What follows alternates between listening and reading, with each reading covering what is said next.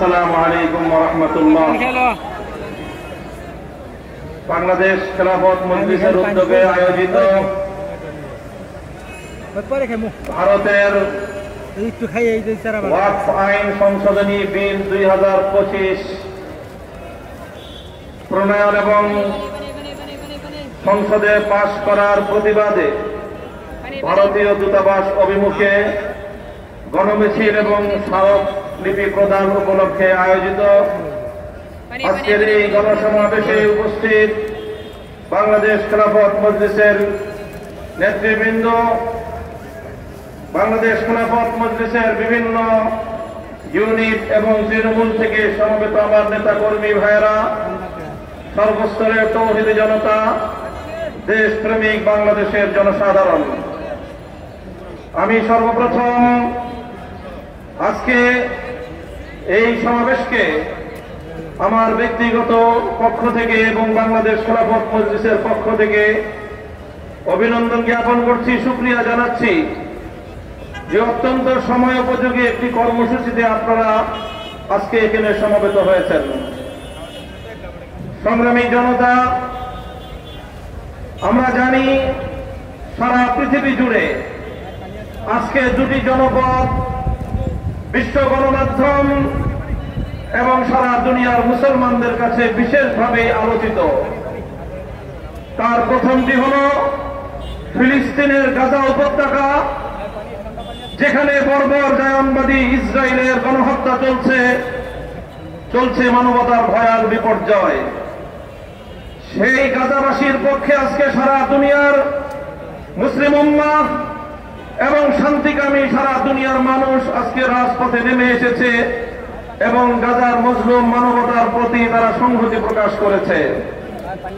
দ্বিতীয় যেই জনপদ আজকে বিশ্ব মুসলমানদের কাছে আলোচিত, তাদের হৃদয়ের আবেগ কেড়ে নিয়েছে, সেই জনপদের নাম হল 40 কোটি নির্যাতিত মুসলমানদের জনপদ ভারত।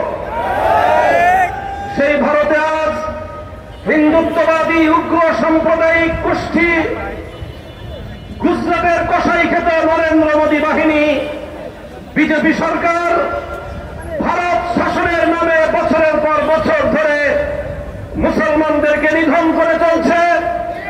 ভারতকে মুসলিম শূন্য করার এক গভীর ষড়যন্ত্র নিয়ে একের পর এক আইন তারা তৈরি করে যাচ্ছে এবং প্রয়োগ করে যাচ্ছে। তারই সর্বশেষ সংযোজনী হল বিগত 5ই এপ্রিল ভারতের ন্যাশনাল অ্যাসেম্বলিতে তারা ওয়াকফ আইন সংশোধনী বিল 2025 পাশ করেছে এবং 1923 সালে প্রণীত ভারতের ওয়াকফ আইন 1995 সালে সংশোধিত ভারতের ওয়াকফ আইনকে পরিবর্তন করে খোল নৌচে পরিবর্তন পাল্টে দিয়ে 40টি পরিবর্তন সাধন করে মুসলমানদের ধর্মীয় ওয়াকফের বিধানকে সম্পূর্ণরূপে বাতিল করে মুসলিম জাতির ধর্মীয় সম্পত্তিতে হিন্দুত্ববাদী নাক বসাবার পায়তারা চালিয়েছে তারা।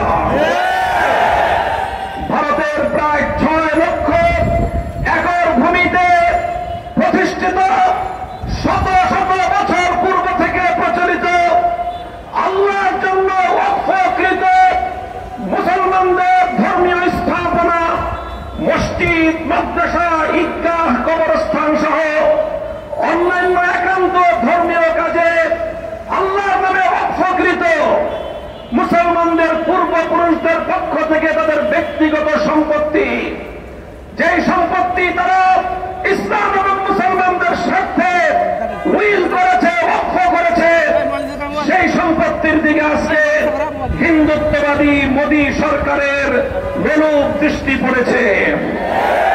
তারা এই বিতর্কিত বিল পাশ করে মুসলমানদের অধিকার হরণ করবার, মুসলমানদের সম্পত্তি লুটপাট করার, মসজিদের সম্পত্তিকে হিন্দুত্ববাদী আগ্রাসন জমাবার পায়তারা শুরু করেছে। আমরা বাংলাদেশের পক্ষ থেকে এই জাতীয় চরম সাম্প্রদায়িক উগ্রবাদী সিদ্ধান্তের এবং বিল পাশের চরম নিন্দা জ্ঞাপন করছি। স্পষ্ট ভাষায় আমরা দাবি জানাতে চাই, অনতিবিলম্বে এই বিতর্কিত ওয়াকফ বিল 2025 বাতিল করতে হবে।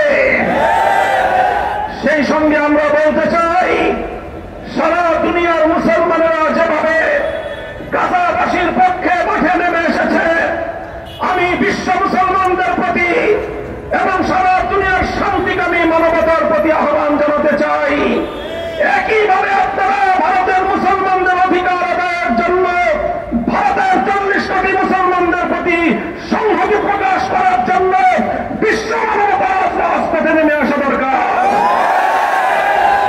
ঠিক একইভাবে আমরা বলতে চাই, সারা দুনিয়ার মুসলমানদের এবং মানবতাবাদী জনগণের চেয়েও বাংলাদেশের মুসলমানদের, বাংলাদেশের জনগণের দায়িত্ব অনেক বেশি। কারণ বাংলাদেশের মানুষ, বাংলাদেশ ভারতের প্রতিবেশী রাষ্ট্র। প্রতিবেশীর বাড়িতে যদি আগুন ধরে, অন্যান্য মানুষ আসার আগে প্রতিবেশীকে সর্বপ্রথম সে আগুন নেবানোর জন্য এগিয়ে আসা তার নৈতিক দায়িত্ব হয়ে দাঁড়ায়। তাই আজ বাংলাদেশের জাতীয় মসজিদ বাইতুল মুকাররমের প্রাঙ্গণ থেকে 18 কোটি জনতার পক্ষ থেকে ভারতের 40 কোটি মুসলমানের প্রতি আমরা পেগাম পাঠিয়ে দিতে চাই, উগ্র হিন্দুত্ববাদী নরেন্দ্র মোদীর বিরুদ্ধে আন্দোলন সংগ্রামে তোমরা একা নও।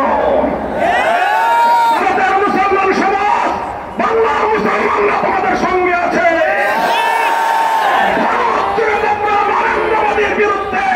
নরেন্দ্র মোদীর বিরুদ্ধে দুর্বার আন্দোলন করে তোলো।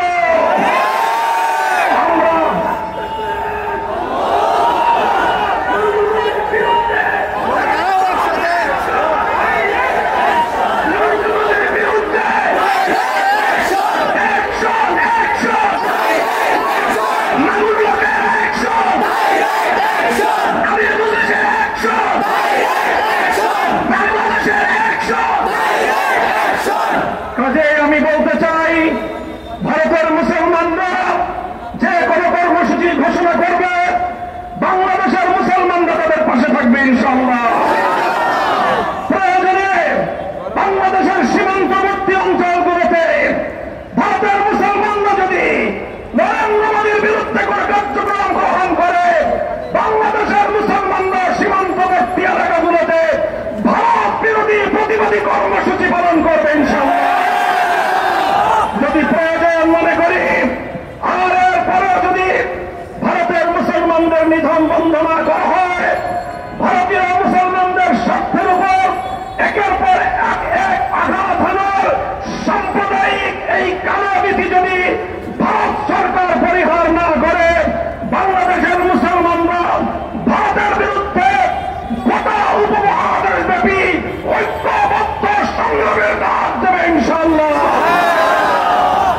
ইতিমধ্যে বাংলাদেশ সরকারের কাছে আহ্বান এসেছে, আঞ্চলিক জোট সার্ককে শক্তিশালী করে এই উপমহাদেশীয় অঞ্চলে দক্ষিণ পূর্ব এশিয়ায় ভারতের আধিপত্যবাদের বিরুদ্ধে সবগুলো মানবতাবাদী রাষ্ট্র ঐক্যবদ্ধ হয়ে ভারতের বিরুদ্ধে আগ্রাসী নীতির বিরুদ্ধে প্রতিরোধ করে তোলার আহ্বান জানাই।